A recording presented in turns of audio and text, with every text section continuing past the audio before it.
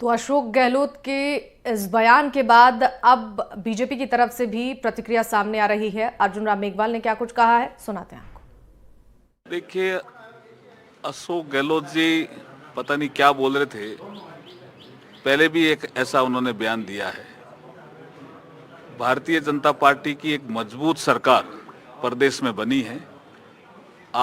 मैं तो उनको चैलेंज करता हूं कि वो 2 महीने का अपना कालखंड देख ले, जब वो सीएम बने और उस समय का 2 महीने में उन्होंने क्या क्या किए और हमने 2 महीने में क्या क्या किए। हम चैलेंज करते हैं, डिबेट कर लें और संकल्प पत्र के हमने कितने बिंदु टच किए हैं।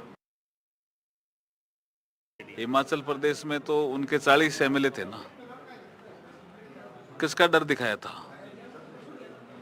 कांग्रेस में खुद में ही असंतोष है जी।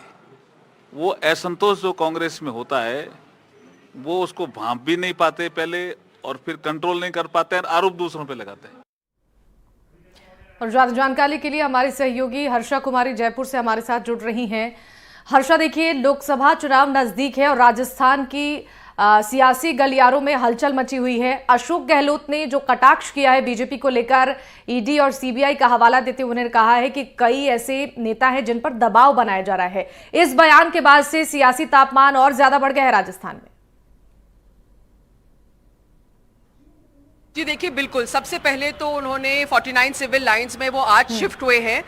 उनके नए बंगलों में उन्होंने सीएम हाउस विकेट कर दिया है जी। और वहां पर उन्होंने पत्रकारों को चाय के लिए बुलाया था और वहां पर उन्होंने ये सारी बातें कही हैं। तो सबसे पहले तो उन्होंने भजनलाल सरकार पर आरोप लगाया है, आक्रामक हुए हैं। उन्होंने साफ कह दिया है कि ये जो गवर्नमेंट है वो रिमोट से चल रही है, यानी कि सीएम पर उन्होंने सीधा वार करते हुए कहा है कि लगता है कि उनकी ज्यादा इस सरकार में नहीं चलती है। और उन्होंने फिर उस कॉन्टेक्स्ट में कहा है कि डेमोक्रेसी को अंडरमाइन करती है, ऐसा नहीं होना चाहिए। दूसरी बात उन्होंने जो कही है, जब मैंने उनसे पूछा था कि आपके ही लोग छोड़ के जा रहे हैं, महेंद्रजीत सिंह मालविया चले गए हैं और फिर हम सुन रहे हैं कि रीचपाल मिर्धा भी जा सकते हैं, तो बीजेपी बहुत सोची समझी राजनीति से और पॉलिटिकल स्ट्रैटेजी के हिसाब से कुछ जो वोट बैंक वाले नेता है उनको लेके जा रही है। तो क्या आप इसको लेके सतर्क नहीं रहेंगे? तो उस टाइम उन्होंने कहा कि भाई जिनको जाना है जाइए और जल्दी जाइए ताकि हम लोकसभा की तैयारी करें। तो लगता है कि एक तरह से बिल्कुल जो आप कह रहे हैं कि सियासी तापमान अब गर्मा गया है, क्योंकि हमने देखा कि तुरंत अर्जुन राम मेघवाल ने भी उन पे पलटवार करते हुए कहा है कि भाई आपके सरकार में भी 5 साल अंदरूनी कलह था और खासकर पहले 2 महीने में आपने क्या करके दिखाया, ये बताइए। तो अब देखिए लोकसभा चुनाव पास में है, इस सरकार को करीब 2.5 महीने हो गए हैं एक तरह से सेटल होके। तो अब ये सब जो राजनीति है ये आएगा और इसको लेकर आपको याद है कि पहले भी मुख्यमंत्री ने भी कहा था कि जो लोग मेरे को पर्ची सीएम कहते हैं उनको पता होना चाहिए कि उनकी ही कुर्सी खिसक गई है और मैं जब भी दिल्ली जाता हूं मैं देश राज्य के लिए कुछ लेके ही आता हूं। जी बिल्कुल हर्षा, देखिए जब से बीजेपी की सरकार राजस्थान में बनी है तब से ही कांग्रेस पार्टी तमाम तरीके के आरोप बीजेपी पर लगा रही है, लेकिन चुनाव बेहद नजदीक है। लोकसभा चुनाव के लिए कांग्रेस पार्टी और बीजेपी दोनों ही पार्टियों की तरफ से पूरी तैयारी की जा रही है। बीजेपी की अब लिस्ट भी जारी होने वाली है। इस बीच ये जो गहमा गहमी है कहीं ना कहीं दोनों ही पार्टियों के बीच कड़ी टक्कर का इशारा भी कर रही है। देखिए बिल्कुल, क्योंकि जब ये प्रेस कॉन्फ्रेंस में अशोक गहलोत ने एक और बहुत महत्वपूर्ण बात बताई थी कि ये पहली बार है कि कांग्रेस एक तरह से वाइप आउट नहीं हुई है।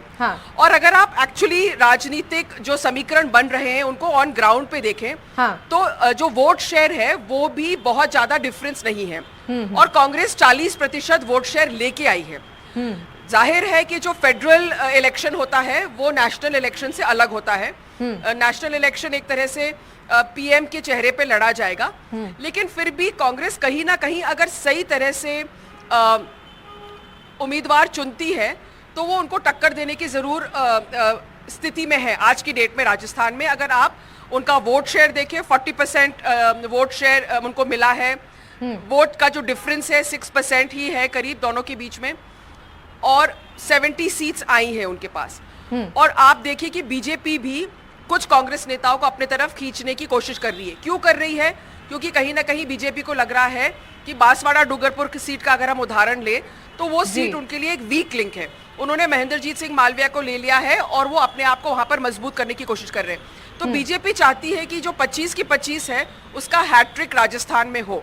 और इसको लेकर आप अगर आप राजनीतिक समीकरण देखें तो ये गहमा गहमी होने वाली है और ये आगे ये और तूल पकड़ेगी।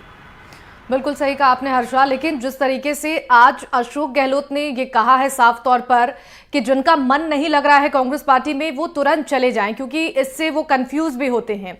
कहीं ना कहीं एक तरीके से अगर देखा जाए तो बीजेपी पर निशाना साधते हुए ये बात उन्होंने कह दी कि ईडी और सीबीआई का दबाव भी कई लोगों पर है, जिसकी वजह से वो बीजेपी से हाथ मिला रहे हैं। लेकिन अगर कांग्रेस के दिग्गज ऐसे वक्त में जब चुनाव इतना नजदीक है, ऐसे में अगर बीजेपी का दामन थामते हैं तो कांग्रेस के लिए लोकसभा चुनाव में एक बड़ा झटका साबित हो सकता है।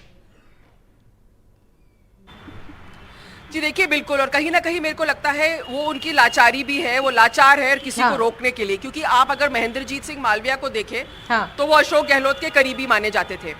रीचपाल मिर्धा जो है वहां पर जाट वोट को देखकर हम सुन रहे हैं कि उन्होंने भी कांग्रेस पे हमला किया है और हो सकता है वो भी बीजेपी में चले जाएं। दूसरी ओर लालचंद कटारिया जो अशोक गहलोत के मंत्रिमंडल के ही सदस्य थे, उन पे भी कहीं ना कहीं हो सकता है ईडी का दबाव हो, जैसे उन्होंने इशारा किया है। तो अगर अशोक गहलोत के करीबी ही चले जाएं और अशोक गहलोत उनको नहीं रोक पाए तो कहीं ना कहीं कांग्रेस एक तरह से बेबस जरूर नजर आ रही है इस स्टेटमेंट से। बिल्कुल हर्षा, आपने भी ग्राउंड पर जाकर बातचीत की है अशोक गहलोत से भी। क्या कुछ रणनीति कांग्रेस की तरफ से लोकसभा चुनाव को लेकर बनाई जा रही है, क्योंकि बीजेपी अब खुले तौर पर चुनौती भी कांग्रेस पार्टी को दे रही है और साथ ही साथ 25 सीटों पर फोकस कर बिल्कुल जीत को लेकर आश्वस्त नजर आ रही है। जिन लोगों ने कांग्रेस की मदद करी थी पिछले इलेक्शन में, जिन्होंने उनकी ब्रांडिंग करी थी, जिन्होंने उनका पॉलिटिकल स्ट्रैटेजी तय करी थी, वो भी आज थे मौजूद 49 सिविल लाइंस पे अशोक गहलोत के बंगले पे। और उनसे जब मैंने बातचीत करी वो मैंने कहा आप किस तरह की रणनीति करेंगे, क्योंकि आपने असेंबली इलेक्शंस में बहुत ब्रांडिंग करी थी, सोशल वेलफेयर पिच था आपका। तो हम लोग ऐसे ही बात कर रहे थे, टिकट्स का डिस्कस हो रहा था, तो उन्होंने खुद ने कहा कि एक्चुअली जो कांग्रेस के दिग्गज नेता है ना, अगर वो फ्रंट से लीड करे, अगर अशोक गहलोत, सचिन पायलट, गोविंद सिंह डोटासरा, विश्वेंद्र सिंह, ये लोग सब आगे आके एक्चुअली चुनाव लड़े, एमपी का चुनाव लड़े, तो वो लीडरशिप दिखेगी कि मजबूत है and fighting from the front है। लेकिन कांग्रेस पार्टी में क्या होता है, क्या उसको करना चाहिए और अल्टीमेटली क्या होता है, उसमें काफी गैप रहता है। तो फाइनली कांग्रेस के स्ट्रेटेजिस्ट क्या तय करेंगे, क्या ये दिग्गज नेता लड़ने के लिए तैयार होंगे कि नहीं, क्योंकि वो बीजेपी को चुनौती देने के लिए तैयार है कि नहीं, इस पे बहुत बड़ा सवालिया निशान लगा हुआ है। क्योंकि हम देखते हैं कि कांग्रेस लीडरशिप जो है ना वो फ्रंट से नहीं लड़ती है battle, it doesn't fight from the front, और कहीं ना कहीं कांग्रेस पार्टी की कमी वो रही है। बिल्कुल हर्षा, देखिए बीजेपी और कांग्रेस दोनों ही पार्टियों की तरफ से जनता को साधने की कोशिश की जा रही है और सभी का फोकस इस वक्त लोकसभा चुनाव को लेकर है। हालांकि जब से ही बीजेपी की सरकार बनी है राजस्थान में, तब से कांग्रेस पार्टी तमाम मुद्दों को लेकर बीजेपी को घेर रही है, लेकिन इस बीच कार्यशैली को लेकर भी लगातार सवाल खड़े किए जा रहे हैं कि जो भी कांग्रेस की जो जनहितकारी योजनाएं थी उन्हें बंद करने की कोशिश भारतीय जनता पार्टी कर रही है। देखिए जो वर्ड गारंटी है वो सबसे ज्यादा इस्तेमाल किया गया वर्ड था पिछले लोकसभा चुनाव, विधानसभा चुनाव में। एक तरफ अशोक गहलोत की सोशल वेलफेयर की गारंटीज थी और दूसरी तरफ प्राइम मिनिस्टर नरेंद्र मोदी ने उसी शब्द को उठा के कहा था कि मोदी की गारंटी है। तो हम देख रहे हैं कि आप अगर देखेंगे जो इनके जो फ्लैगशिप स्कीम्स थी उस पर अगर भजनलाल सरकार ने उन्हें बंद नहीं किया है, उनको एक नया स्वरूप दिया है। और ये बहुत इंटरेस्टिंगली किया गया है, क्योंकि अगर वो 500 रुपए का सिलेंडर दे रहे थे तो ये 450 रुपए का सिलेंडर दे रहे हैं राजस्थान में। अगर आप चिरंजीवी स्वास्थ्य बीमा योजना देखते हैं, सबसे बड़ी फ्लैगशिप स्कीम थी अशोक गहलोत सरकार की, उसको इन्होंने क्या किया है, उसको इन्होंने आयुष्मान योजना के साथ जोड़ दिया है और सेंट्रल स्कीम के साथ उसको डवटेल किया है। तो आई थिंक कहीं ना कहीं ये लोग समझते हैं कि जो वेलफेयर स्कीम्स है उनको वो नहीं हटा सकते हैं, लेकिन उनका स्वरूप बदल के उनको आगे लेके चलेंगे। हाँ, ये जरूर है कि जो फ्री मोबाइल योजना थी उस पर फिलहाल रोक लग गई है। और जो ओलंपिक ग्रामीण योजना थी उसको लेकर तो उन्होंने भ्रष्टाचार के आरोप इस पर लगे हैं और उसकी जांच अब चलेगी। बिल्कुल।